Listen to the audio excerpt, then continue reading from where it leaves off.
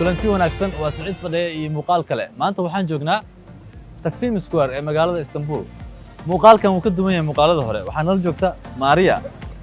oo ah gabar ardayada oo wadankan wax ka barata oo rabta caalamka dhan inay ku marto baasaboorka Soomaaliga ah Maria waxay rabtaa inay 197 wadan ay ku tagto baasaboorka Soomaaliga ah ajiib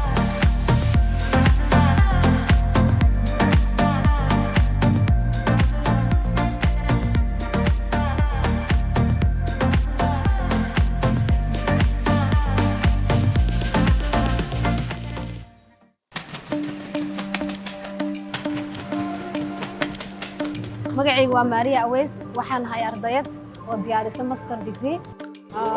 qaybta international trade and finance waxaan ahay Somali traveler ah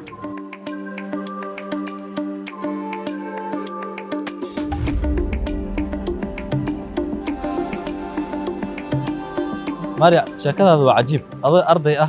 oo jaamacad dhigata ayaa waxa u baraartay in caalamka u safartid oo caalamka ku travel gareysid baasaboorka Soomaaliga meeqa wadan ka tagtay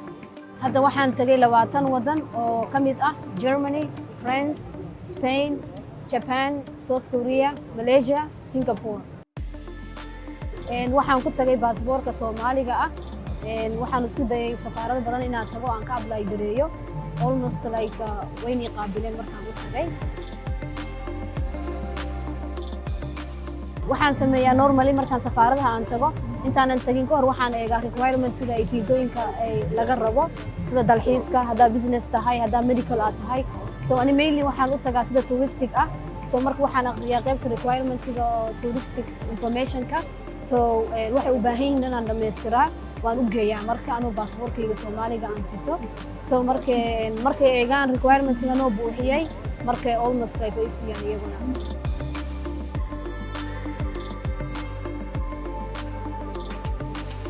waxaan noo sheegtaa bal wadamada ugu horeeyay oo ugu adkaa ee aad ku tagtay baasaboorka Soomaaliga wadanka ugu horeeyay aan tagay wadamada Yurub waxaa kamid ahaa Spain kan ugu horeeyay waa wadanka Spain buu ahaa Maria markii baasaboorkan Soomaaliga ah oo la tagtay dalka Spain oo aad tiri waxaan ahay arday Soomaali ah waxaan rabaa wadankiina inaan tago oo soo booqdo maxay ku dhahay okay Spain sida visa ay ugu siisa waxay ahayd marka hore page-koodan galay waxaan aqriyay requirements ay uga baahan yihiin touristiga waxaa kamid ahaa insurance inaa haysatid lacag bangiga inay kugu jirtaa iyo wadanka aad degan tahay wixii aad ku joogto deegaanaashaada aad ku tahay iyo like passportigaaga all of them markaan aqriyay waan la tagay markay lacagtii bixi bay igu yiraahdeen lacagtii aan shubay then saas bay igu siiyeen may wadan ii diiday ma jiro waligay baasaboorka Soomaaliya noo wato laakiin markii koronaha uu bilowday like 2020ga January February waagas koronaha aad buu u badnaa wadamo qaarkood baa borderskooda ay fureen waa soo apply gareyn kareeyay waxaas baan arkay markii wadamo qaarkood aan isku dayay iyagana markaan apply gareeyay dawladii bay like announcement ay bixisay tahay borderka mar labaad aan xirnay so because of that inay fiisooyinka waxaan ibeen laga yaabo mooyaane waligayga fiisa la ima diido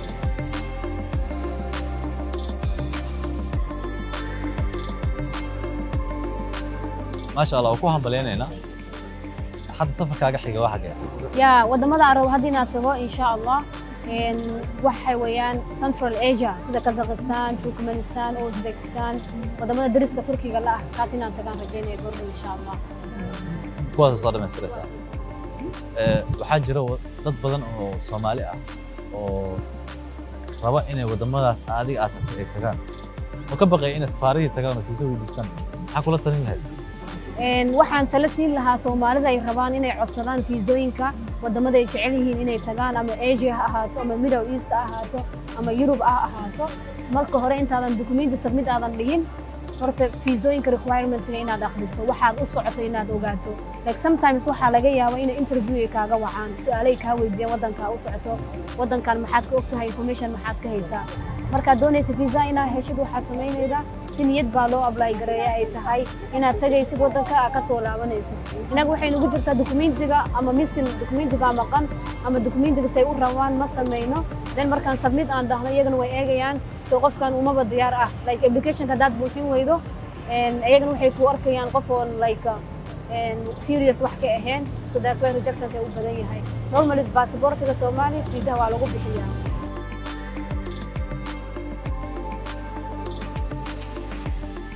Soomaali markay leeyihiin baasaboortiga Soomaaliga uu adag yahay in lagu dalxiiso because dadka saas leeyihiin badana isku maysan dayin inay apply gareeyaan ha ka cabsan weliga ha ka baqin baasaboorka Soomaali markaa wada xisdiidin yani waxaan haystaa baasaboor oo adduunka laga deeriyaha oran waxaan ku yiraahdaa mar walba baasaboorka Soomaaliga wadamada kale uu la mid yahay special wadamada qaarkood naga daran baa jiro like marka systemka gashada